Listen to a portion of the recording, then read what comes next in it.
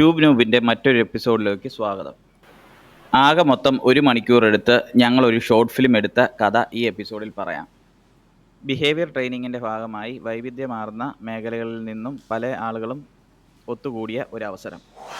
ഈ ട്രെയിനിങ്ങിൻ്റെ ഭാഗമായി പല സെക്ഷൻസ് ഉണ്ടായിരിക്കും. അതിലൊന്നാണ് self expression and breaking the inhibition. ഞങ്ങളെ അതിനായി പല രീതിയിലും മാനസികവും ശാരീരികവുമായ എല്ലാ ഇന്ദ്രിയങ്ങളും ഉണർത്താൻ പല പരിശീലനങ്ങളും ഉണ്ടായിരുന്നു. ഇതിൻ്റെ പര്യവസാനമായി ഒരു ഡ്രാമ ആക്ട് ചെയ്യും. സാധാരണയായി ഏതെങ്കിലും ഒരു നോവലിലോ കഥകളിലോ ഉള്ള ഒരു ഭാഗം എടുത്ത് ചെയ്യുകയാണ് പതിവ്. ഞാൻ 2ാമത്തെ പ്രാവശ്യമാണ് ഈ ട്രെയിനിങ്ങിന് പോകുന്നത്, അതും ഈ സ്ഥലത്ത് നിന്നും തന്നെ. ബുക്ക് മൈ ഷോയിലെ ആഡ് കണ്ട് ബുക്ക് ചെയ്താണ് ഞാനിവിടെ വന്നത്. ഈ പ്രാവശ്യം 5 പേർ മാത്രമേ ഉണ്ടായിരുന്നുള്ളൂ, അതും ആണുങ്ങൾ മാത്രം. സാധാരണയായി 10 മുതൽ 12 വരെ ആളുകൾ കാണുന്നതാണ്. ആദ്യ ദിവസം തന്നെ ഈ വന്നവരിൽ നിന്ന് ഒരാൾ മറ്റെന്തോ കാര്യം പറഞ്ഞ് മടങ്ങി. എന്നാൽ ഞാനും മറ്റു 3 പേരും നിൽക്കാനാണ് തീരുമാനിച്ചത്.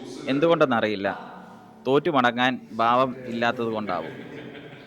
അങ്ങനെ ഞങ്ങൾ 4 പേരും അവിടെ പരിശീലനങ്ങൾ തുടർന്നു. എല്ലാവരും അവരവരുടെ സ്കൂളുകളിൽ എക്സാം ഹാളിൽ ആദ്യം ഇരിക്കുന്നവർ ആണെന്ന് വിളിച്ചറിയിക്കുന്നത് പോലെ ആയിരുന്നു ഞങ്ങളുടെ പേരുകൾ. 1ാം നമ്പറായി ഞാനുണ്ടായിരുന്നു, അജാസ്. യഥാക്രമം 2ഉം 3ഉം 4ഉമായി അൽത്താഫ്, ആൻഡ്രു, പിന്നെ അരുണും. ക്ലാസുകൾ തുറന്നു. ഞങ്ങൾ എന്തായാലും കൊച്ചി വന്നതല്ലേ ഉദ്ദേശിച്ച് ഫോർട്ട് കൊച്ചി കാണണം എന്ന് വിചാരിച്ച് അവിടെ പോയി താമസിച്ചു. ഞാൻ താമസിച്ച ഹോസ്റ്റലിൽ വെച്ച് കണ്ടു പരിചയപ്പെട്ട അസോസിയേറ്റ് പ്രൊഫസർ ആയ ഒരു കൊച്ചുകാരിയെ കണ്ടു. ഞാൻ ചോദിച്ചു, പോരുന്നു ഞങ്ങളുടെ കൂടെ ഒരു ഡ്രാമ ചെയ്യാൻ എന്ന്. കേട്ട പാതി കേൾക്കാത്ത പാതി. അവൾ അത് കേട്ട് ശരി പറഞ്ഞു. ഷേക്സ്പിയറിനെക്കുറിച്ചും ടോൾസ്റ്റോയെക്കുറിച്ചും ഒക്കെ പഠിപ്പിക്കുന്നത് കൊണ്ടാവാം അവൾ 5ാമത്തെ റോൾ നമ്പറായി ഞങ്ങളുടെ കൂടെ കൂടി. ക്രമത്തിൽ 3 വരുമെങ്കിലും ഇപ്പോൾ ഉള്ള ഞങ്ങളുടെ ക്രമം തെറ്റിക്കാൻ ഞങ്ങൾ നിന്നില്ല. 5ാമതായി വന്ന അതുല്യയ്ക്ക് 5 മതി റോൾ നമ്പർ. ഇവിടെ നിന്നാണ് ഞങ്ങളുടെ ഷോർട്ട് ഫിലിമിൻ്റെ ജന്മമെടുക്കുന്നത്. ട്രെയിനറോട് ഡ്രാമ വേണ്ട, ഷോർട്ട് ഫിലിം മതി എന്ന് ഞങ്ങൾ. അവരുടെ സഹായത്തിൽ റോൾ നമ്പർ 6ആയി രേഷ്മ കൂടെ കൂടി. അവളാണ് കഥയിലെ നായിക, അൽത്താഫ് നായകനും. എല്ലാവരുടെയും വേഷങ്ങൾക്ക് അതാത് പ്രാധാന്യമുണ്ട്. ട്രെയിനറുടെ സഹായത്തോടു കൂടി ഇത് ഷൂട്ട് ചെയ്യാനുള്ള സ്ഥലങ്ങൾ തയ്യാറായി.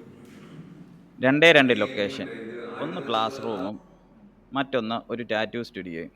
അതുകൊണ്ട് തന്നെ ടാറ്റൂ സ്റ്റുഡിയോയെ ചുറ്റിപ്പറ്റി ഒരു കഥ വേണം എന്ന് ഞങ്ങൾ തീരുമാനിച്ചു. എല്ലാവരെയും ഉൾപ്പെടുത്തണം, എല്ലാവർക്കും പ്രാധാന്യം ഉണ്ടാകണം. ഞങ്ങൾ ഓരോരുത്തരും ഓരോരോ ആശയങ്ങൾ മുന്നോട്ട് വെച്ചു. അവിടെ ഒരു കഥ ജനിക്കുകയായി.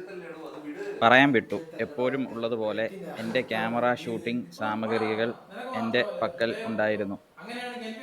ഇത് ഷൂട്ട് ചെയ്യാനും ഡയറക്റ്റ് ചെയ്യാനും ഒരാൾ മുൻനിരയിൽ ഉണ്ടെന്ന കൊണ്ടാവാം എല്ലാവരും ഇതിനെ മുതിർന്നത്.